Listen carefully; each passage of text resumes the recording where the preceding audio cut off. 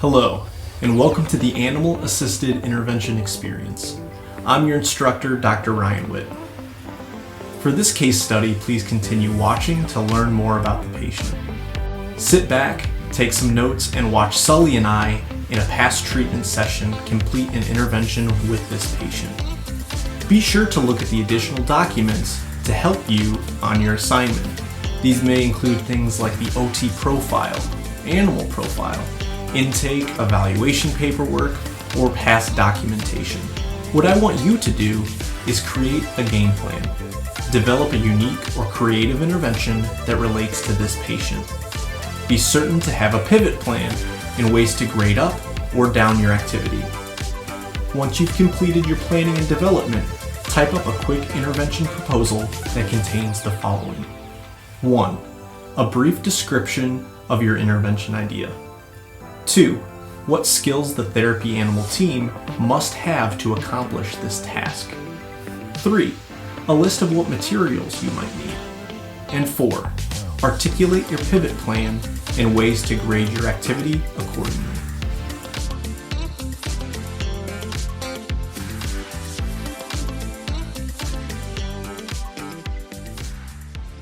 Meet Susan. Susan presents as a 79-year-old female, 8 weeks post-TIA. Susan is very excited at the idea of returning home to be with her husband and dog Cora. Her current exercise plan includes tabletop hand-over-hand shoulder flexion slides and bilateral shoulder abduction cane stretch. Susan has voiced some concerns to her therapy team regarding independent completion of activities of daily living upon discharge from inpatient rehab. She specifically mentions food preparation as her top concern, stating, Just making food for like my husband and myself and my dog.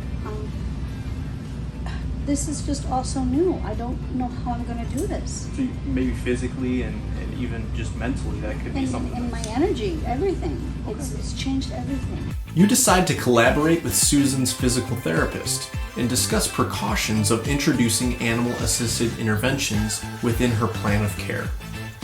You've come to an agreement of a 90-minute session, where 30 minutes are dedicated to skilled occupational therapy services, and the next 30 minutes are a co-treatment with physical therapy, and the final 30 minutes are used for skilled physical therapy services. Susan was receiving OT and PT on separate days, so now Susan and her family agree that this is a wonderful way to include both therapies together to hopefully increase her endurance. In our session with Susan, we begin by some fun takes on her basic warm-up exercises, where she utilizes a dowel rod to complete shoulder flexion and abduction stretching of her right side. You tape a spoon to the end of the dowel rod and strategically place therapy dog Sully at the end point you wish for her movement to achieve. The spoon that you've attached has a dollop of peanut butter on the end, and you ask Susan to hold the stretch for the appropriate amount of time as Sully gets a quick lick of a treat. Sully's enjoyment with that treat has now transferred over to Susan. This newfound volition has Susan engaged and completing her exercises appropriately. Later in the session, you transition to the co-treatment with the physical therapist. The physical therapist is now addressing standing endurance, where they have specific time goals, all while you have Susan completing a multi-step ADL food preparation activity. Susan is now having to follow a recipe to make a simple treat for Sully. Susan is able to complete the activity with some minor adjustments to the activity's physical demands. We're able to achieve this by taking breaks every few minutes. You probably guessed it by now, but I'm going on vacation next week, and Susan is scheduled to come back into the clinic while you're on shift.